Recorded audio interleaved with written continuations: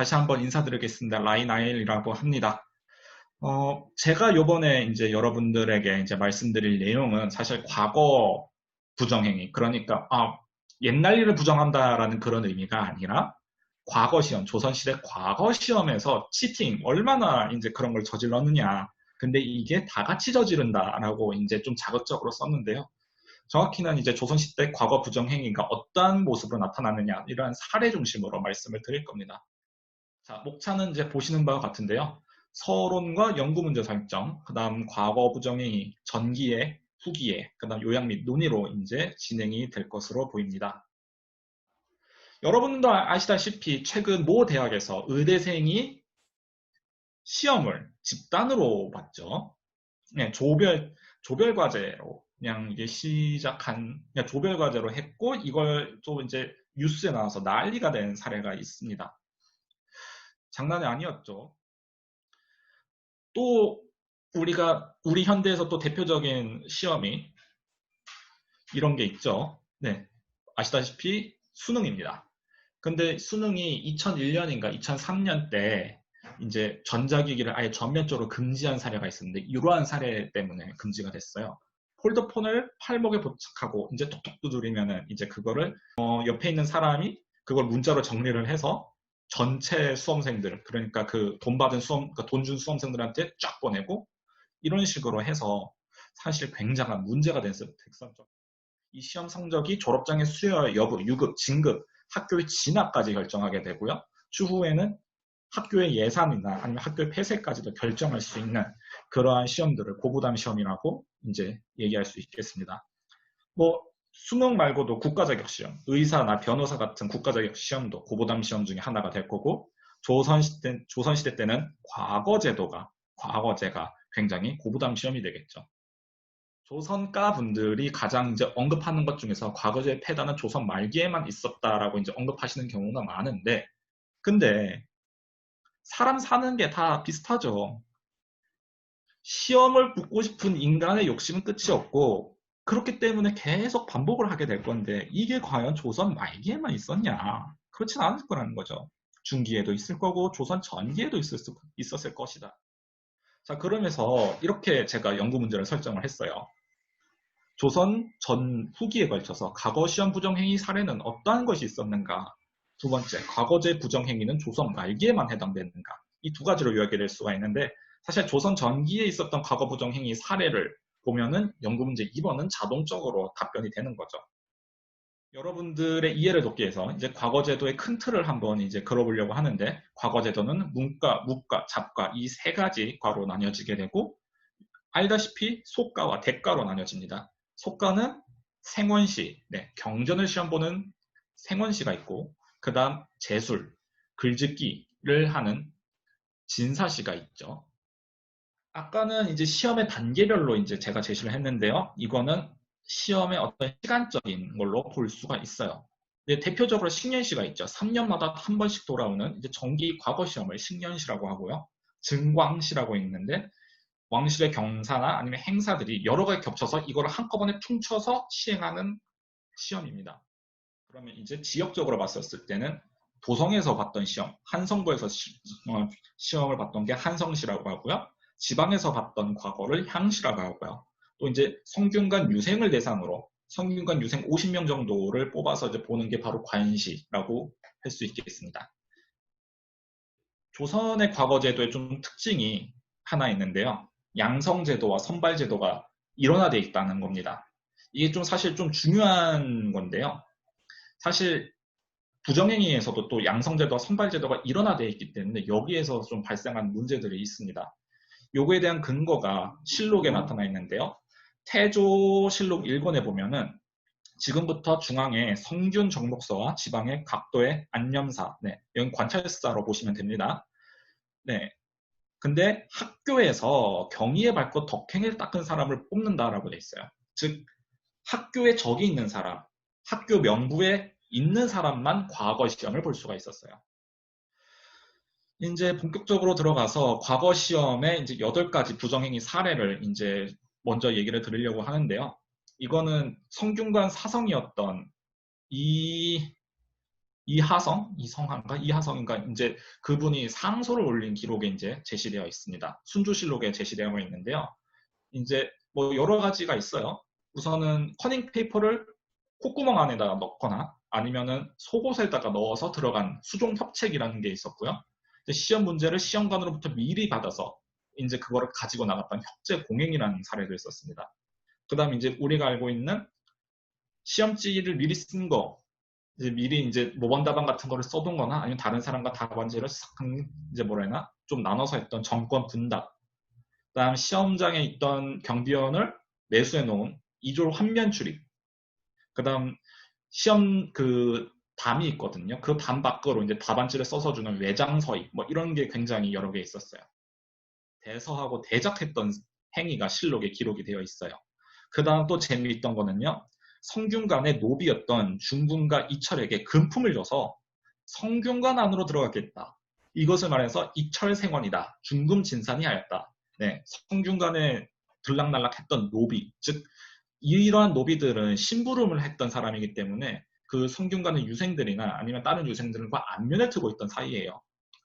그러니까 이 사람들한테 돈을 주고 해가지고는 그러니까 시험장 안으로 들어갈 수 있게끔 하고 걔네들 손으로 이제 답안지나 그런 것들을 이제 배달하고 이제 그거를 이제 문제를 유출하고 이러한 식의 사례가 밝혀졌다는 거죠. 이게 만약에 사실인지 아닌지는 아직은 몰라요, 실록에서. 근데 어쨌든 이러한 말이 돌고 있었다라는 거는 계집종하고 간통을 했다? 계집종과 짝짝꿍을 해서 이제 노비는 이제 사유재산이니까 얘를 줄 테니 시험을 보게 해달라 이런 식의 말이 있었다. 굉장히 좀 사랑과 전쟁에서 나올 법한 이러한 내용이죠. 근데 제가 지금 여지껏 쭉 보여드렸던 사례가 다 성종 때 기록이거든요. 그러면은 성종 때만 유독 심한 거 아니냐? 사실 여러 기록들이 더 있어요. 세종 때 기록을 보면은 세종이 경연에 나아가서 이제 강론을 받다가 나온 얘기인데 어떤 김희손이라는 사람이 남에게 글을 빌려 써가지고 생은시에 합격을 해서 탄핵을 받은 사례가 있었어요. 사원부에 탄핵을 받게 돼요. 즉 이게 과연 성종 때만의 일인가? 단종 때, 세종 때도 이러한 사례가 발견이 되고요. 그러면은 뭐 조선 태조나 아니면은 뭐 정종, 그다음 이제 태종 이럴 때는 발생하지 않았겠느냐? 사실 그걸 또 장담할 수가 없죠. 자, 조선 후기의 사례를 이제 넘어가도록 할 건데요. 자, 제가 여기를 비워놨어요. 왜 비워놨을까요? 혹시 아시는 분 있으십니까? 채팅으로 얘기해 주셔도 되고 뭐 말로 해주셔도 되는데 제가 이쪽을 왜 비워놨을까? 너같이 감이 좀 꼬행이는 싫어요. 그림 자체가 부정행이다. 네, 맞습니다. 그림 자체가 부정행이에요. 자세히 보시면은 이제 이 그림인데요. 이거는 조선 후기 단원 김홍도가 그렸던 공원 춘효도라는 그림입니다. 공원이 시험장을 의미합니다. 근데 여기 자세히 보시면은 우산을 쓰고 있고 그 밑에 여러 사람들이 지금 있죠. 맨 좌측에 있는 사람, 맨 좌측에서 책보를 보고 있는 사람이 있는데요. 이 사람 같은 경우에는 글을 짓는 사람이고요. 그 다음 옆에 보면은 수그려서 글을 쓰는 사람이 있죠. 그리고 시시닥거리는 사람도 있고요. 조선 후기의 사례의 모습, 조선 후기의 과거장의 모습을 그린 그림인데 이런 식으로 전문화되기 시작을 해요. 부정행위가 조직적으로 발생하기 시작하는 사례가 나타나게 됩니다. 또 이제 박제가의 북하기에서 나온 표현인데요. 여기 딱 보면은 그때보다 100배가 넘는 유생들이 사실 이제 이것저것 물품을 들고 시험장에 들어오고 힘센 무인들도 들어오고 신부라면 노비들도 들어오고 술 파는 장사치가 들어오니 여기서 난장판이라는 말이 시작이 되거든요. 과거 시험이 완전히 난장이 된다. 심한 경우에는 이제 망치 같은 경우는 상대를 치고 막대기로 상대를 찌르고 싸우며 무대에서 횡액을 당하기도 하고 길거리에서 욕을 처먹고 변소에서 부고를 당하고 즉 과거 시험을 한번 보면은 머리털이 하얗게 새고 남을 죽이거나 아니면 압사하는 일까지 발생한다. 이건 좀 약간 박재계가 좀 과장한 면이 없잖아 있을 수는 있어요. 이제 정확히 이게 교차 검증된 건 아니기 때문에 사실 어느 정도가 기록이 사실인지 모르겠지만 어쨌든 과거장 안에서 조직적으로 움직이면서 적끼리 어떤 투쟁까지도 일어나는 가히 전쟁터였다라고 할 정도로 이제 굉장히 빡셌다라는 거죠. 네. 옛사람이라면은 오늘날 과정에 들어가진 않았을 거는데 목숨을 잃을 수도 있으니까 마치 이런 거죠. 우리의 민족은 전투 민족이다. 피와 하양 냄새를 좋아하는. 또 재밌는 사례가 있어요. 아까는 이제 힘캐 민캐죠. 힘캐 민첩캐들이 이제 싸움을 부르는데 이번에는 지능캐적인 사례가 발생이 됩니다. 숙종 때 숙종실록에서 발견된 사례인데요. 이거는 굉장히 중요하게 보여지는 사례로 보여요. 즉 담장 밑에다가 굴을 파고 대나무를 심어가지고 거기에다가 답안지를 왔다 갔다 했다는 기록입니다. 그래서 딱 보면은 벽송정까지 나와 있고 가장에 들어간 유생이 외부 사람에게 제수를 빌렸던 곳이다. 근데 여기서 하도 이제 사람들이 왔다 갔다 하니까 썩어서 상한 것도 있고 완전한 것도 있고 딱 보니까 이런 어떤 지능적인 조직적인 행동이 만연 그 뭐나 최신의 것이 아니다. 숙종 때 것만이 아니다. 과거에도 있었다라는 것을 좀 보여주는 사례입니다. 근데 어쨌든 부모님 상을 당한 경우, 뭐 역병에 걸린 경우 이런 게 있는데 여러분들도 이제 좀 학창 시절 때 좀 이제 PC방 가고 그러셨을 때 많이 하셨던 거 있죠? 네.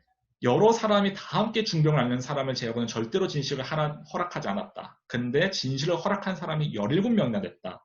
맨 마지막에 실제로 병을 앓았는지 여부를 다시 조사하여 처치하게 하소서라고 나와 있습니다. 광해군 기록인데요.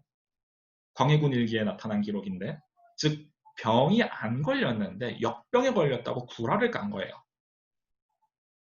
전염병을 앓았다고 구라를 깐 사례입니다. 이거 같은 경우는 구라를 까가지고 관청에다가 나 우리 내 친척이나 아니면 우리 집단이 우리 마을 사람들이 역병에 걸렸어요 하고 구라를 까서 진시첩을 받아낸 사례예요.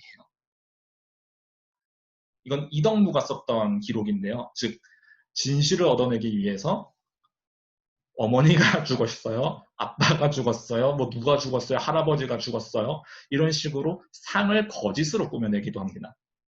아니면은 상을 치러야 함에도 불구하고 실제로 돌아가셔서 상을 치러야 함에도 불구하고 그러면은 당연히 과거 시험이 연기가 돼야 되는데 그냥 그거를 죽은 사람을 산 사람으로 만들고 과거 시험을 보러 간다든가 아니면 산 사람을 죽은 사람으로 만들고 과거 시험을 연기를 한다든가 이런 식의 부정행위 사례가 발생하게 됩니다. 어쨌든 사람 사는 곳은 다 비슷해요.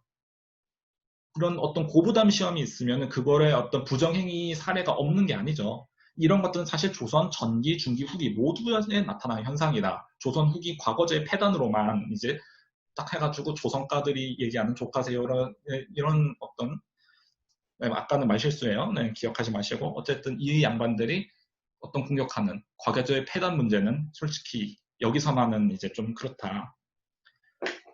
이제 근데 좀 재밌는 건 조선 후기는 개인의 어떤 일탈 뭐 이런 식으로 보기보다는 조선의 조직적으로 어떤 팀을 이루어서 접을 이루어서 움직이는 모습이 이제 실록에 나타난다. 그래서 결론은 빨간 글씨 사람 사는 인생은 시기와 장소를 막론하고 비슷하다. 조선만 그런 건 아니다라는 게 이제 사실 뭐 결론 아닌 결론이고요.